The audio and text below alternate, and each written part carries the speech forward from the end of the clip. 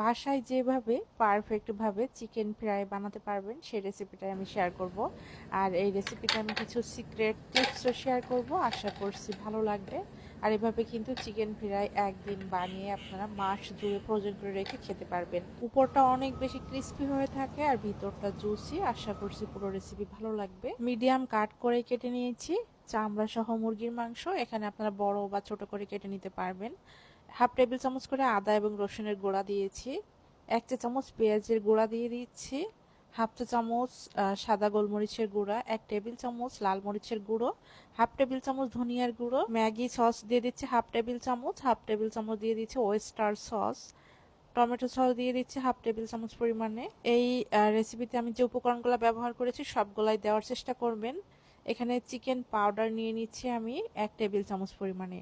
আর এটা কিন্তু অনেক পরিমাণে দাম। আমার এক প্যাকেট নিয়েছে 900 টাকা, তো আমি দেখিয়ে দিলাম। এখান থেকে 1 টেবিল চামচ পরিমাণে দিয়ে দিচ্ছি। সাথে আমি দিয়ে দিব সয়া সস হাফ টেবিল চামচ পরিমাণে, স্বাদ মতো লবণ দিয়ে দিচ্ছি। এরপরে গরম মশলার গুঁড়া দিচ্ছি হাফ চা চামচ পরিমাণে।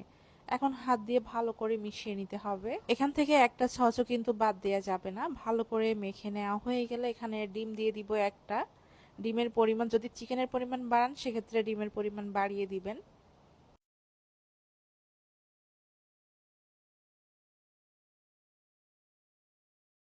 ভালোভাবে মেখে নেয়ার পরে এটা আমি একটা বক্সে রেখে দিব। অবশ্যই ঢাকনাওয়ালা যে কোনো বক্সে রাখতে হবে।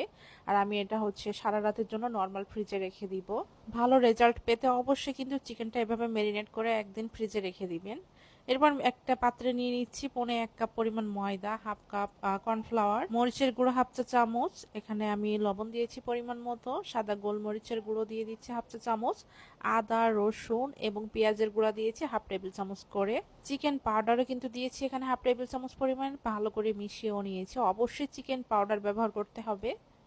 ম্যারিনেট করা চিকেনটাও বের করে নিয়েছি। এই যে আমি কিন্তু নর্মালে রেখে দিয়েছিলাম। যদি অনেক দিন সংরক্ষণ করতে চান সেক্ষেত্রে ডিপ ফ্রিজে রেখে দিবেন। প্রথমে চিকেনের পিস নিয়ে ময়দার মাঝে কোট করে নর্মাল পানির মাঝে ডুবিয়ে রাখতে হবে কিছুক্ষণ। যে কয় পিস ভেজে নিব সেই কয় পিস প্রথমে ময়দা দিয়ে ভালো করে কোট করে নিয়েছি। এরপরে নর্মাল পানির মাঝে রেখে দিয়েছি। আর এক্ষেত্রে কিন্তু একটু হাত এবং চামচগুলো নোংরা হবে। পানি থেকে চিকেনগুলো উঠিয়ে সরাসরি আবারও ময়দার যে মিশ্রণ সেটার মাঝে ভালো করে কোট করে নিতে হবে, এমন হাত দিয়ে চেপে চেপে।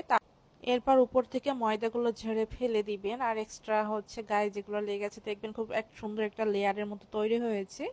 ঠিক এভাবে করে সবগুলো হচ্ছে আমি কোট করে নিচ্ছি এবং একটা বাটিতে রেখে দিচ্ছি। আর এটা কিন্তু বানানোর পরপরই ভেজে নিতে হবে, তা না হলে শেপটাই পরিবর্তন বা চেঞ্জ হয়ে যাবে। ভাজার জন্য তেল নিয়ে নিতে হবে, ডুবো তেলে ভাজতে হবে। অল্প তেলে কিন্তু চিকেন ফ্রাই ভাজা যাবে না। ভালোভাবে তেল গরম করে এরপরে চিকেনটা দেওয়ার পরপরই চুলার আঁচটা একদম কম আঁচে রাখতে হবে। আর যেহেতু কর্নফ্লাওয়ার দেওয়া এ কারণে কালারটা আসতেও অনেক দেরি হবে। বেশ কিছুক্ষণ হচ্ছে আমি রেখে দিয়েছিলাম, তারপর 4 থেকে 5 মিনিট পরে উল্টে পাল্টে আমি নিয়েছি। চিকেন ফ্রাইটা যখন এমন কালার চলে আসবে তখন ঝাঁঝরিতে উঠিয়ে 30 সেকেন্ডের মতো উপরে রেখে দিব তেল থেকে। 30 সেকেন্ড পরে আবারও গরম তেলে দিয়ে আমি 3 থেকে 4 মিনিট ভেজে নিয়েছি একদমই কম আছে। এরপর কিন্তু উঠিয়ে নিচ্ছি। আর দেখে বুঝতে পারছেন এটার কালারটা কত সুন্দর এসেছে। ঠিক কেএফসিতে আমরা যে চিকেন ফ্রাই খাই সেটার মতোই কিন্তু কালার এসেছে এবং টেস্ট আলহামদুলিল্লাহ অনেক ভালো ছিল। আপনারা যদি এই প্রসেসে চিকেন ফ্রাই বানান বিশ্বাস করেন আপনারা আর কেএফসিতে চিকেন ফ্রাই খেতে যাবেন না। আর মশলাগুলোর দাম একটু বেশি নিলেও যে পরিমাণ মশলা আপনারা একবার কিনে রাখবেন অনেক দিন ধরেই কিন্তু বানিয়ে খেতে পারবেন। আর এক্সট্রা যে চিকেনটা ছিল এটা আমি ডিপ ফ্রিজে সংরক্ষণ করে রেখে দিব, যখন ইচ্ছে তখন বানিয়ে খেতে পারবো।